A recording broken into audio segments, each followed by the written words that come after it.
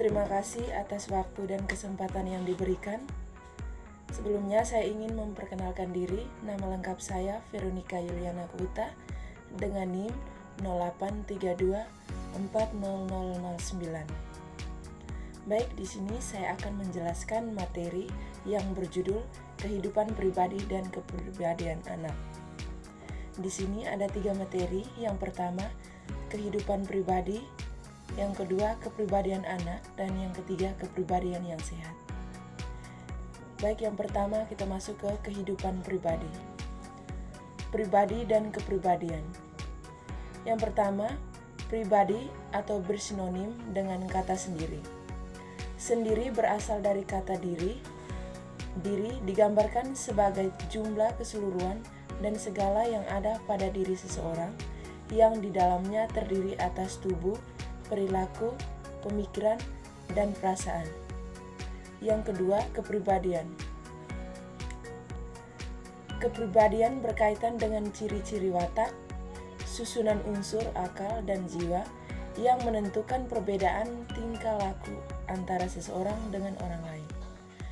Berdasarkan ciri-ciri tersebut, kepribadian memiliki beberapa unsur, yakni yang pertama, kepribadian itu merupakan organisasi yang dinamis. Yang kedua, organisasi itu terdapat dalam diri individu. Yang ketiga, organisasi itu berdiri atas sistem psikis atau sifat dan bakat serta sistem fisik.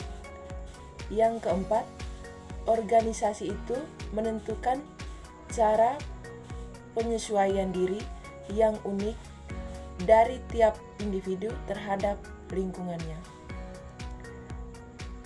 Kepribadian merupakan keadaan internal individu sebagai organisasi, proses, dan struktur dalam diri seseorang. Yang berikut kita masuk ke karakteristik kehidupan pribadi. Kehidupan pribadi menyangkut sifat khas dan kebiasaan seseorang dalam kehidupan. Pada hakikatnya, manusia merupakan pribadi, individu, dan makhluk sosial. Kebutuhan diri pribadi tersebut meliputi kebutuhan fisik dan kebutuhan sosial atau psikologis. Baik, yang berikut kita masuk ke faktor-faktor yang mempengaruhi perkembangan pribadi. Faktor utama yang mempengaruhi perkembangan pribadi anak adalah kehidupan keluarga beserta berbagai aspeknya. Perkembangan anak yang menyangkut perkembangan psikofisik dipengaruhi oleh status sosial ekonomi, filsafat hidup keluarga, serta pola hidup seperti kedisiplinan, kepedulian terhadap kesehatan, dan ketertiban termasuk ketertiban menjalankan agama. Yang berikut kita masuk ke perbedaan individu dalam perkembangan pribadi. Lingkungan kehidupan sosial budaya yang mempengaruhi perkembangan pribadi seseorang sangat kompleks dan heterogen. Oleh karena itu, secara singkat dapat dikatakan bahwa perkembangan pribadi setiap individu berbeda-beda telah sesuai dengan lingkungan di mana mereka dibesarkan. Dua orang anak yang dibesarkan di dalam satu keluarga akan menunjukkan sifat pribadi yang berbeda, karena hal itu ditentukan oleh bagaimana mereka berinteraksi dan mengintegrasi dirinya dengan lingkungannya. Baik, yang berikut kita masuk ke upaya perkembangan kehidupan pribadi. Kehidupan pribadi yang merupakan rangkaian proses pertumbuhan dan perkembangan perlu dipersiapkan dengan baik. Untuk itu, perlu dilakukan pembiasaan dalam hal berikut ini, yaitu yang pertama, hidup sehat dan teratur, serta pemanfaatan waktu dengan baik. Yang kedua, mengerjakan tugas dan pekerjaan praktik sehari-hari secara mandiri dengan penuh tanggung jawab. Yang ketiga, hidup bermasyarakat dengan melakukan pergaulan dengan sesama, terutama dengan teman sebaya. Yang keempat, cara-cara pemecahan masalah yang dihadapi. Selanjutnya kita masuk ke materi yang berikut, yaitu kepribadian anak.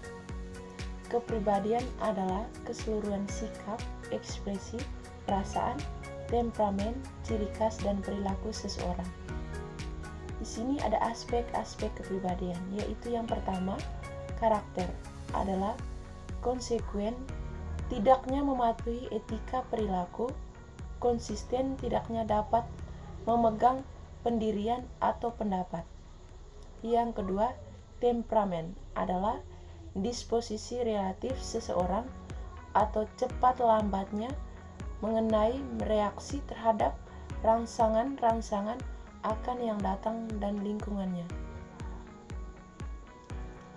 Yang ketiga, sikap ialah sambutan terhadap objek yang sifatnya positif, negatif, atau ambivalent. Yang berikut ada jenis-jenis kepribadian, yaitu yang pertama, kepribadian sanguinis atau julukan si tukang bicara. Yang kedua, ada kepribadian koleris atau julukan si pelaksana. Yang ketiga, ada kepribadian melankolis atau julukan si pemikir. Baik, kita masuk ke materi yang terakhir, yaitu kepribadian yang sehat. Kepribadian yang sehat berarti juga kepribadian yang matang, dan kepribadian yang matang berarti kepribadian dewasa. Adapun arti dari kedewasaan sebagai berikut. Di sini ada 4, yaitu yang pertama, kedewasaan jasmani, yang kedua ada kedewasaan intelektual, yang ketiga ada kedewasaan emosional, dan yang keempat ada kedewasaan sosial. Sekian dari penjelasan saya tentang materi kehidupan pribadi dan kepribadian anak. Terima kasih.